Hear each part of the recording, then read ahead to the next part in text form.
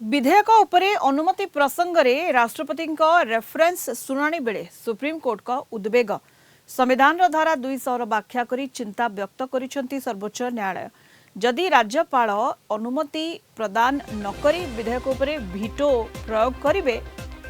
तेबे आर्थिक बिल मध्य अटकी जिवो बोली मौखिक भाव में मत रखिछंती खंडपीठ।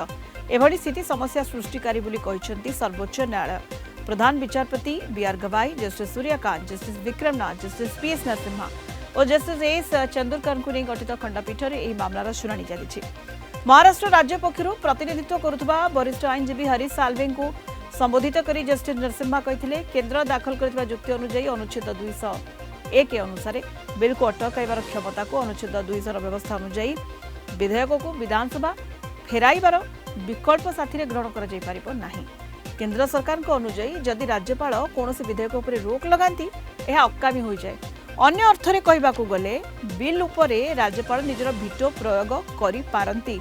तमिलनाडु और पंजाब सरकार मामला रे सुप्रीमकोर्ट का मत नहीं केंद्र सरकार असहमति प्रकाश करथिले। केंद्र जुक्ति जदि राज्यपाल कौन बिल को अटकाती तेज यार पुनर्विचार पुणी थे विधानसभा को पठाइबा जरूरी। बिल को अटकाइबार क्षमता निजस्व और राज्यपाल यह अटकाई पारिबे बोली केंद्र सरकार जुक्ति बाढ़ी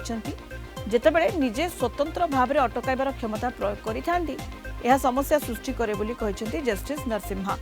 कारण आरंभरू ही राज्यपाल विधेयक को अटकाई देइथांती। एही क्षमता रे आर्थिक विधेयक को भी अटका जाई परिबो। ए व्यवस्था लागू करा जाई परिबो नाही बोली मौखिक भाव में कहिसेंती जस्टिस नरसिम्हा। अनुच्छेद 200 व्यवस्था अनुसार आर्थिक बिल छड़ा अन्य बिल को राज्यपाल पुनर्विचार पई विधानसभा को फेराई पारिबे।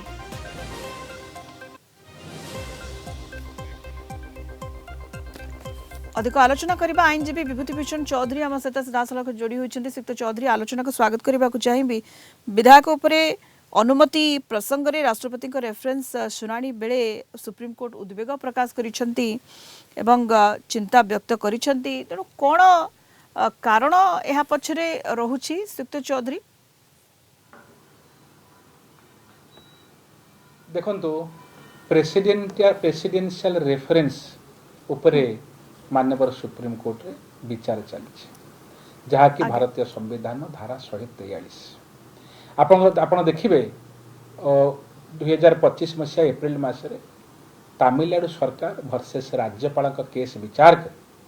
माननीय सुप्रीम कोर्ट कहते बा सुप्रीम कोर्ट गोटे स्वतंत्र रेशियो डिसाइड करते राज्यपाल को पर्टिकुलर समय अवधि पर्यंत बिल की अटकई पारे, बिल की राष्ट्रपति को पठई पारे किंबा बिल की पुनर्विचार फेरे दे पारे। सो तार समय सीमा निर्धारण करते निर्देश देते राष्ट्रपति गोटे टाइम पीरियड भितर अनुमोदन करेंगे।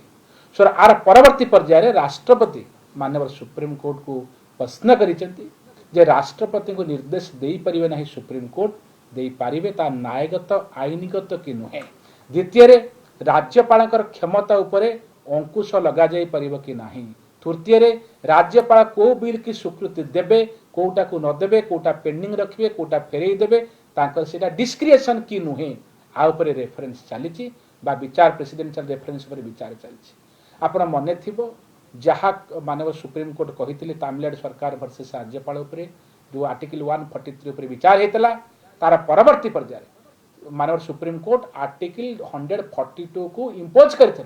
जार परवर्ती पर्याय जो बिल गुड़िक पड़ी रही 2023 मसीह संपूर्ण भाव में माने अनुमोदन हो जाइए मानव सुप्रीम कोर्ट कहते तार परवर्ती पर्याय जो यूनिवर्सिटी थला आप देखिए तमिलनाडु ताको मानव राज्य सरकार से बिल गुड़िक ग्रहण कर गोटे बड़ कथा आसुचे आज जो कथा उठी मानव सुप्रीम कोर्ट जार विचार कर आज मानव जस्टिस नरसिम्हा पचारि सॉलिसिटर जे थिले हमर हरीश साल्वे को जे जदि ए भलिया क्षमता राज्यपाल को दिया जाए और राज्यपाल को जदि अनिर्दिष्ट क्षमता पर्यंत बिल की अटकाई अलाउ करा जाए से क्षेत्र में से मध्य और आर्थिक बिल अर्थात फाइनेंशियल बिल के अटके दे पारिबे। जदि फाइनेंशियल बिल अटका जाई जिवो ताला आर्थिक क्षमता दोहुली जिवो राज्य जाके मौलिक ढांचा को प्रभावित करछि संविधान।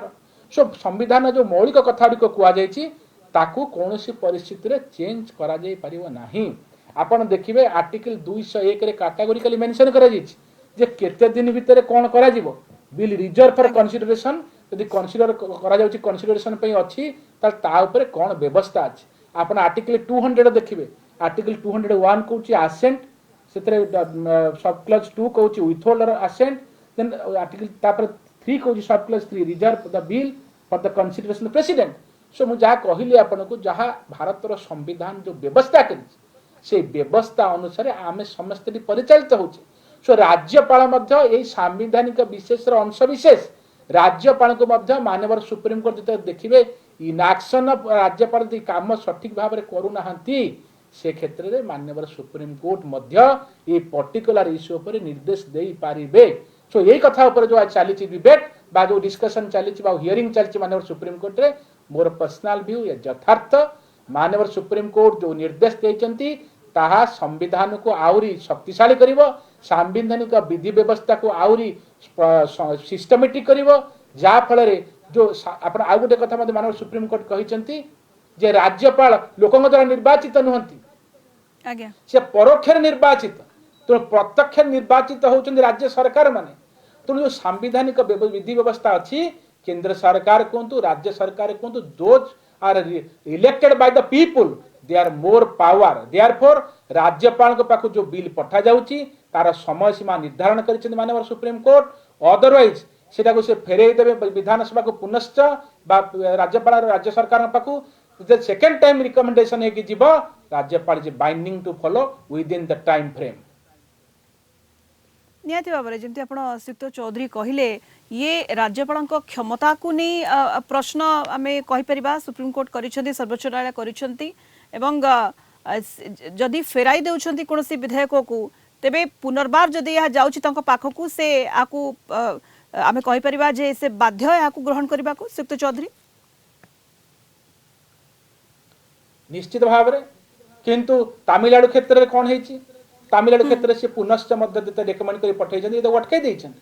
तेणु जहाँ माननीय सुप्रीम कोर्ट कहते देखो सुप्रीम कोर्ट इंटरप्रिटेशन करुँच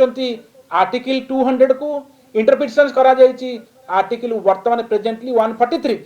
जे जो क्वेश्चन करिसेंती माननीय सुप्रीम कोर्ट